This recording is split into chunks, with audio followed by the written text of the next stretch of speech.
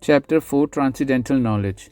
The personality of Godhead, Lord Krishna, said, I instructed this imperishable science of yoga to the sun god Vivaswan, and Vivaswan instructed it to Manu, the father of mankind, and Manu in turn instructed it to Ikshvaku. This supreme science was received through the chain of disciplic succession, and thus the saintly kings understood it in that way. But in course of time, the succession was broken, and therefore the science as it is appears to be lost. That very ancient science of the relationship with the Supreme is today told by me to you, because you are my devotee as well as my friend, and can therefore understand the transcendental mystery of this science. Arjuna said, the sun god Vivaswan is senior by birth to you. How am I to understand that in beginning you instructed this science to him? The personality of Godhead said, many, many births both you and I have passed. I can remember all of them, but you cannot, O subduer of the enemy. Although I am unborn and my transcendental body never deteriorates, and although I am the Lord of all living entities, I still appear in every millennium in my original transcendental form. Whenever and wherever there is a decline in religious practice, O descendant of Bharata, and a predominant rise of irreligion, at that time I descend myself, to deliver the pious and to annihilate the miscreants, as well as to re-establish the principles of religion. I myself appear millennium after millennium. One who knows the transcendental nature of my appearance and activities does not, upon leaving the body, takes his birth again in this material world, but attains my eternal abode, O Arjuna. Being freed from attachment, fear, and anger, being fully absorbed in me and taking refuge in me, many persons in the past became purified by knowledge of me, and thus they all attained transcendental love for me. As all surrendered unto me, I reward them accordingly. Everyone follows my path in all respects, O son of Pratha. Men in this world desire success in fruitive activities, and therefore they worship the demigods. Quickly, of course, men get results from fruitive work in this world. According to the three modes of material nature and the work associated with them, the four divisions of human society are created by me. And although I am the creator of the system, you should know that I am yet the non-doer, being unchangeable. There is no work that affects me, nor do I aspire for the fruits of action. One who understands this truth about me also does not become entangled in the fruitive reactions of work. All the liberated souls in ancient times acted with this understanding of my transcendental nature. Therefore, you should perform your duty following in their footsteps. Even the intelligent are bewildered in determining what is action and what is inaction. Now I shall explain to you what action is, knowing which you shall be liberated from all misfortune. The intricacies of action are very hard to understand. Therefore, one should know properly what action is, what forbidden action is, and what inaction is. One who sees inaction in action and action in inaction is intelligent among men, and he is in the transcendental position, although engaged in all sorts of activities. One is understood to be in full knowledge, whose every endeavor is devoid of desire for sense gratification.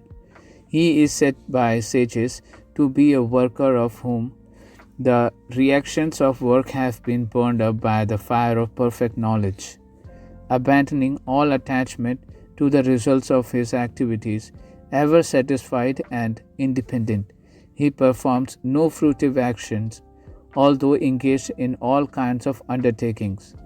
Such a man of understanding acts with mind and intelligence perfectly controlled, gives up all sense of proprietorship over his possessions, and acts only for the bare necessities of life.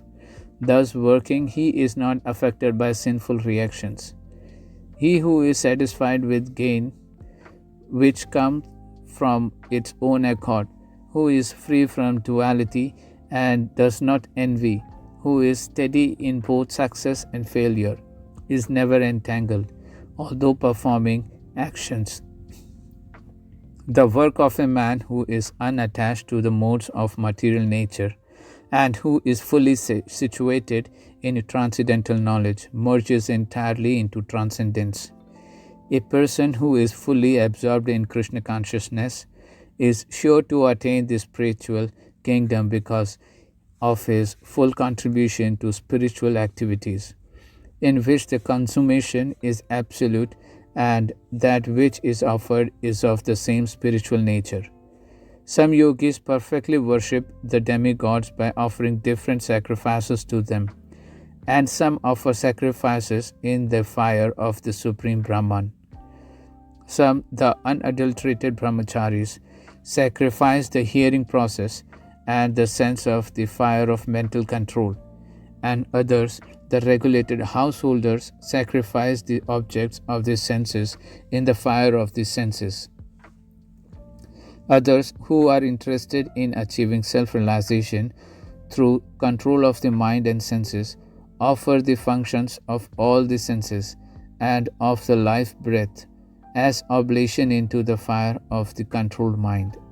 Having accepted strict vows, some become enlightened by sacrificing their possessions, and others by performing severe austerities, by practicing the yoga of eightfold mysticism, or by studying the Vedas to advance in transcendental knowledge.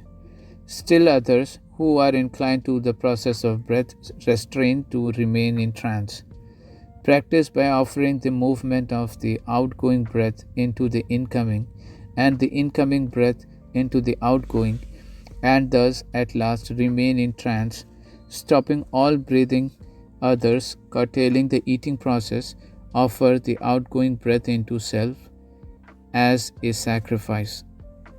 All these performers who know the meaning of sacrifice become cleansed of sinful reactions, and having tasted the nectar of the results of sacrifices, they advance towards the supreme eternal atmosphere. O best of Kuru dynasty, without sacrifice, one can never live happily on this planet or in this life. What then of the next? All these different types of sacrifice are approved by the Vedas, and all of them are born of different types of work. Knowing them as such, you will become liberated. O chastiser of the enemy, the sacrifice performed in knowledge is better than the mere sacrifice of material possession. After all, O son of Pratha, all sacrifices of work culminate in transcendental knowledge. Just try to learn the truth by approaching a spiritual master, enquire from him submissively and render service unto him. Thus, self-realized souls can impart knowledge unto you because they have seen the truth.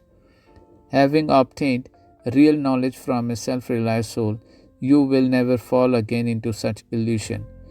For by this knowledge, you will see that all living beings are but part of the Supreme, or in other words, that they are mine.